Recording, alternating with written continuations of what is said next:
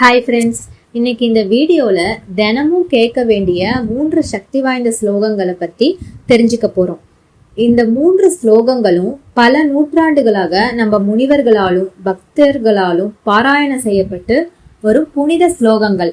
ஏன் இந்த ஸ்லோகங்கள் இவ்வளவு முக்கியமானவையா இருக்கு, அவற்றில் அர்த்தம் என்ன, எப்போ சொல்லணும் அப்படிங்கறத ஒரு அழகான புராண சம்பவத்தோட இந்த வீடியோல நம்ம பார்த்து தெரிஞ்சுக்கலாம். வாங்க வீடியோக்குள்ள போலாம். நம்ம எல்லா ஸ்லோகங்களையும் சொல்லணுங்கிற அவசியம் இல்ல.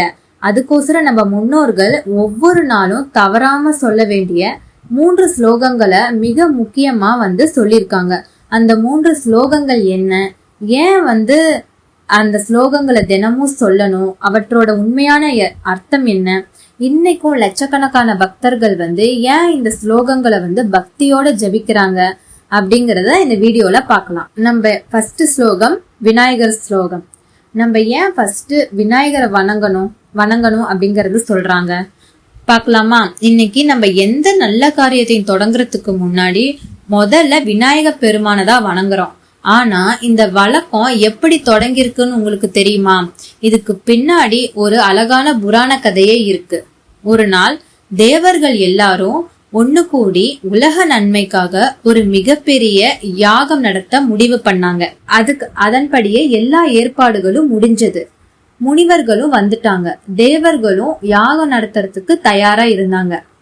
யாகம் தொடங்குறதுக்கு போகும்போது அந்த நேரத்துல எதிர்பாராத விதமா ஒரு பெரிய தடை ஏற்பட்டுச்சு. யாக நெருப்பு எரியாம போயிடுச்சு.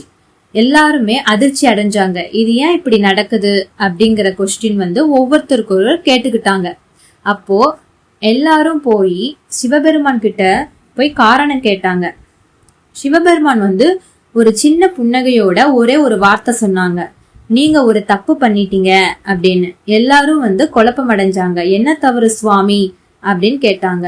அப்போ சிவபெருமான் கூறினாங்க, என்னன்னா, எந்த நல்ல காரியத்தையும் தொடங்கும் முன் முதலில் என் மகன் விநாயகனை வணங்க வேண்டும், அதை மறந்து விட்டீர்கள் அப்படின்னு. அந்த வார்த்தையை கேட்ட தேவர்கள் உடனே விநாயக பெருமான மனசார வணங்கினாங்க. அதுக்கப்புறம் யாகம் எந்த தடையும் இல்லாம வெற்றிகரமா நிறைவடைந்ததாக புராணங்கள்ல கூறியிருக்காங்க. அந்த நாள்ல இருந்து உலகம் முழுசும் எந்த நல்ல காரியமா இருந்தாலும் முதல்ல விநாயகரை வணங்கும் வழக்கம் உருவானது. அதனாலதான் புதிய வீடு, புதிய வேலை, திருமணம், தேர்வு, பயணம் எதுவா இருந்தாலும் முதல்ல நம்ம நினைப்பது விநாயக பெருமானதான். அப்படிப்பட்ட அனைத்து தடைகளையும் நீக்குவார் அப்படின்னு பக்தர்கள் நம்பும் விநாயக பெருமானுக்காக நம்ம தினமும் சொல்ல வேண்டிய ஒரு சக்தி வாய்ந்த ஸ்லோகம் தான் இது. என்ன அப்படின்னா, வக்ரதுண்ட மகாகாய சூரிய கோடி சமப்பிரப நிர்விக்னம் குருமே தேவ சர்வ காரியேஷு சர்வதா. வக்ரதுண்ட மகாகாய சூரிய கோடி சமப்பிரப நிர்விக்னம் குருமே தேவ சர்வ காரியேஷு சர்வதா. இந்த ஸ்லோகம் தாங்க. இந்த ஸ்லோகத்தோட ஒவ்வொரு வார்த்தைக்கும் மிக அழகான அர்த்தம் இருக்கு. அது என்ன தெரியுமா? நம்ம பல முறை இந்த ஸ்லோகத்தை கேட்டிருப்போம். பலர் தினமும் சொல்லிட்டு வராங்க. ஆனா இந்த ஸ்லோகத்துல ஒவ்வொரு வார்த்தையும் என்ன சொல்லுது அப்படிங்கறத நம்ம எப்பயாவது யோசிச்சிருக்கோமா? வாங்க ஒவ்வொரு வரியையும் நம்ம புரிஞ்சுக்கலாம்.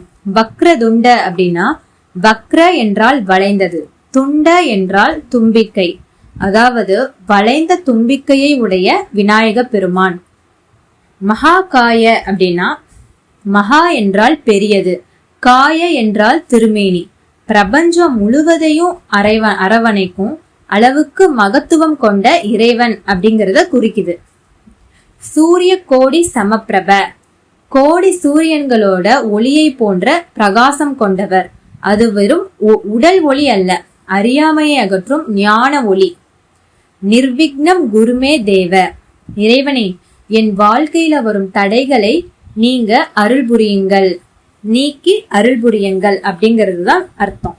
சர்வ காரியேக்ஷ சர்வதா, நான் தொடங்குற எல்லா நல்ல காரியங்களும் எல்லா காலங்கள்லயும் வெற்றியடைய அருள் செய்யுங்க அப்படின்னு.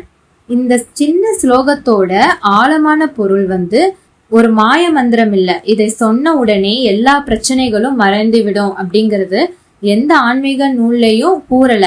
ஆனா பல பக்தர்கள் நம்புவதாவது, இந்த ஸ்லோகத்தை தினமும் பக்தியோட ஜெபிப்பது மனசை அமைதிப்படுத்தி நல்ல எண்ணத்தோட எந்த காரியத்தையும் தொடங்க உதவுது. அதனாலதான் பல குடும்பங்கள்ல இன்னைக்கு காலையில வீட்டை விட்டு வெளியே போகிறதுக்கு முன்னாடி இந்த ஸ்லோகத்தை ஒரு முறையாவது சொல்லும் பழக்கம் இருக்கு. இப்போ அறிவையும் நினைவாற்றலையும் அருளும் சரஸ்வதி தேவியோட ஒரு அற்புதமான ஸ்லோகத்தை பார்க்கலாம். 2வது ஸ்லோகம். ஆனா இந்த ஸ்லோகத்துக்கு பின்னாடி இருக்கும் ஒரு சிறிய கதை பலருக்கும் தெரியாது. அது என்ன அப்படின்னா, நம்ம வாழ்க்கையில நமக்கு செல்வம் மட்டும் இருந்தா போதுமா? இல்ல, அறிவு இல்லாம எந்த செல்வமும் நீண்ட காலம் நிலைச்சு இருக்காது.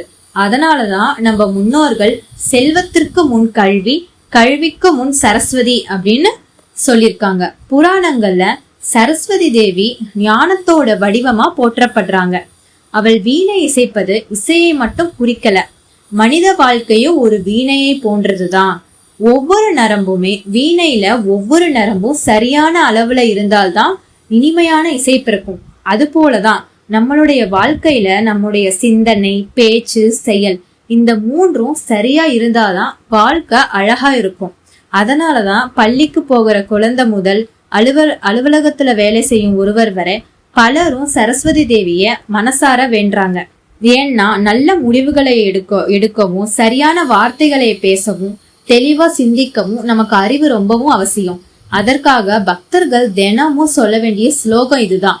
சரஸ்வதி நமஸ்துபியம் வரதே காமரூபிணி வித்யாரம்பம் கரிஷ்யாமி சித்திர் பவதுமே சதா.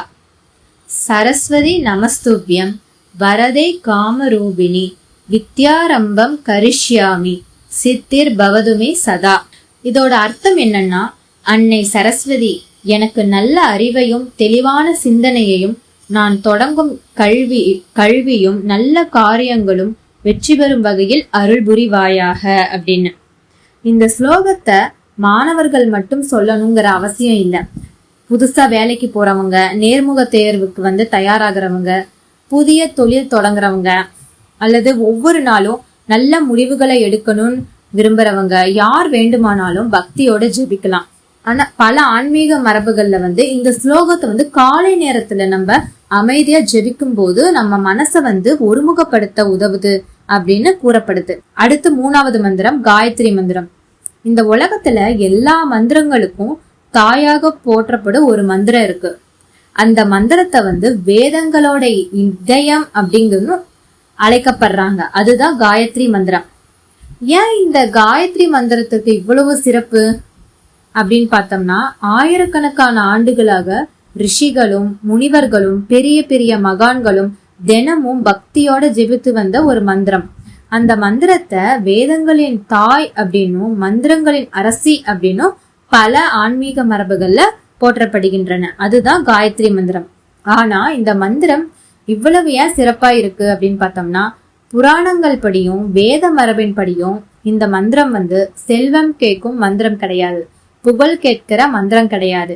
இது நல்ல புத்தி, நல்ல சிந்தனை, சரியான பாதையை தேர்ந்தெடுக்கும் ஞானம், இவற்றை வேண்டி இறைவனை பிரார்த்திக்கிற ஒரு மந்திரம். அதனாலதான் இன்னைக்கு உலகம் முழுசும் லட்சக்கணக்கான பக்தர்கள் இந்த மந்திரத்தை பக்தியோட ஜெபித்து வராங்க. இப்போ அந்த மந்திரத்தை நம்ம பக்தியுடன் பார்க்கலாம். ஓம் பூர் புவசுவ தத்சவி துர்வரேண்யம் பர்கோ தேவஸ்ய தீமஹி தியோ யோன பிரசோதயாத். ஓம் பூர் புவசுவ தத்சவி துர்வரேண்யம் பர்கோ தேவஸ்ய தீமஹி தியோ யோன பிரசோதயாத். இதோட அர்த்தம் என்னன்னு பார்த்தோம்னா, இந்த உலகிற்கு ஒளி தரும் பரம்பொருளே, எங்களுடைய புத்தியை நல்ல வழியில நடத்தி எப்போதோ தர்மத்தோட பாதையில் நடக்க எங்களுக்கு ஞான ஒளிய அருள்வாயாக. இதுதான் இந்த மந்திரத்தோட அழகான பொருள். பாருங்க, நம்ம முன்னோர்கள் தனக்காக மட்டும் பிரார்த்தனை செய்யல, உலக நன்மைக்காகவும் அனைத்து உயிர்களுக்காகவும் பிரார்த்தனை செய்ய கத்து கொடுத்திருக்காங்க. அதுதான் நம்ம சனாதான தர்மத்தோட அழகு. வாழ்க்கையில நம்ம எவ்வளவு பிஸியா இருந்தாலும் வெறும் 5 நிமிஷமாவது இறைவனுக்கோசரம் ஒதுக்கி பாருங்க. அது இறைவனுக்காக மட்டுமில்ல, உங்க மன அமைதிக்காகவும் குடும்ப நலனுக்காகவும் நல்ல சிந்தனைக்காகவும் ஒதுக்குற நேரமா எடுத்துக்கோங்க. இன்னைக்கு முதல் ஆரம்பிச்சு இந்த 3 ஸ்லோகங்களையும் பக்தியோட சொல்லும் பழக்கத்தை தொடங்குங்க. எப்பயுமே ஒரு விஷயம் சொல்லுவாங்க, 21 நாள் நம்ம ஒரு விஷயம் செஞ்சோம்னா அதுவே நமக்கு பழக்கமா மாறிடும் அப்படின்னு. நீங்க பக்தியோட இந்த ஸ்லோகங்களை 21 நாள் ஒவ்வொரு தடவை நீங்க சொல்லி முயற்சி செஞ்சு பாருங்க. உங்க வாழ்க்கையில கண்டிப்பா ஒரு சேஞ்சஸ் வரும். உங்க வாழ்க்கையில என்னைக்கும் இறைவன் அருள் நிறைஞ்சிருக்க நாங்களும் மனசார பிரார்த்திக்கிறோம். இந்த வீடியோ உங்களுக்கு யூஸ்ஃபுல்லா இருந்துச்சுன்னா உங்க ஃப்ரெண்ட்ஸுக்கும் குடும்பத்திற்கும் கண்டிப்பா ஷேர் பண்ணுங்க. இது போன்ற ஆன்மீக கதைகள், புராண ரகசியங்கள், ஸ்லோக விளக்கங்கள், பக்தி நிறைந்த வீடியோக்களை தொடர்ந்து பார்க்க எங்க சேனலை சப்ஸ்கிரைப் பண்ணி பெல் ஐக்கானை கிளிக் பண்ண மறக்காதீங்க. ஓம் நம சிவாய. நன்றி.